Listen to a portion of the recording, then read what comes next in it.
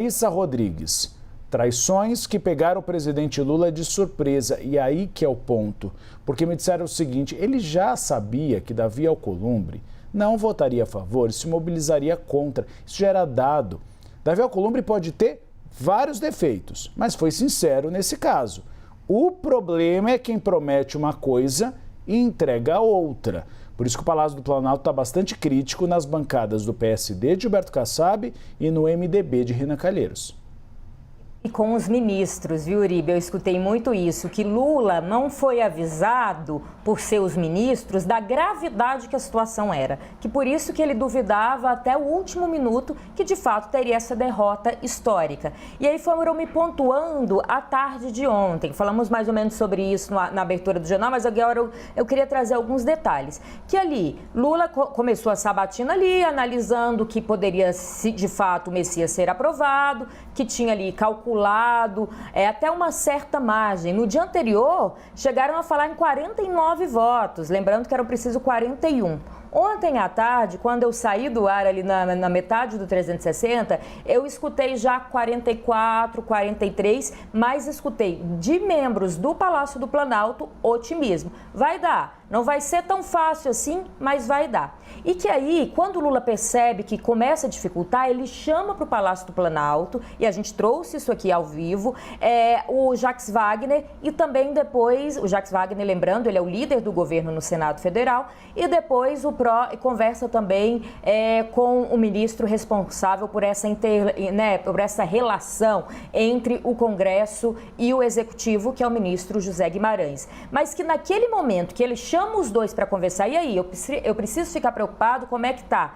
Ele é acalmado pelos dois membros responsáveis. Então, estava nas costas dos dois, né? Tanto ali essa articulação, tanto do Jacques Wagner quanto do Zé Guimarães. Mas que eles falam, presidente, está difícil, mas vai dar. Então, que eles passaram esse recado de pode ficar calmo, presidente, as coisas vão terminar como a gente está querendo. Depois começa até chegar alguns avisos, o ex-ministro e senador Camilo Santana teria pedido até para cancelar, que estava meio com medo, mas que até os pessimistas, e nisso, segundo quem eu conversei, entraria naquele momento o Camilo Santana, ainda acreditavam que talvez desse, mas se não desse, ia ser por 1 ou 2 votos.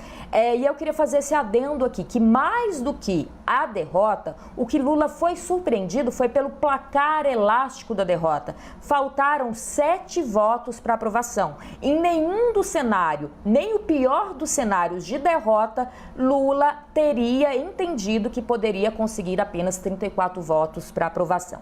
Que ninguém, segundo essas fontes com que eu conversei, avisou o presidente da República dessa possibilidade de uma derrota até vergonhosa, né, com esse placar tão elástico a favor da oposição. Então, que neste momento Lula ainda está muito chateado com a liderança do seu governo dentro do Congresso Nacional, que não descarta ter mudanças, especialmente neste cargo que é Jacques Wagner, e que teve gente que já chegou para o presidente, desculpa, e falou, presidente, a gente não queria ali o Zé Guimarães, o senhor achou que ele ia dar conta do recado. Então tem também, né, ali tem o lado, os anjinhos falando de um lado e os diabinhos falando de outro no ouvido do presidente da República. Uma turma tentando um abafa para o presidente não tomar nenhuma decisão muito de supetão, no calor da emoção, mas há quem também já faça críticas à articulação do governo nesses dois nomes especialmente,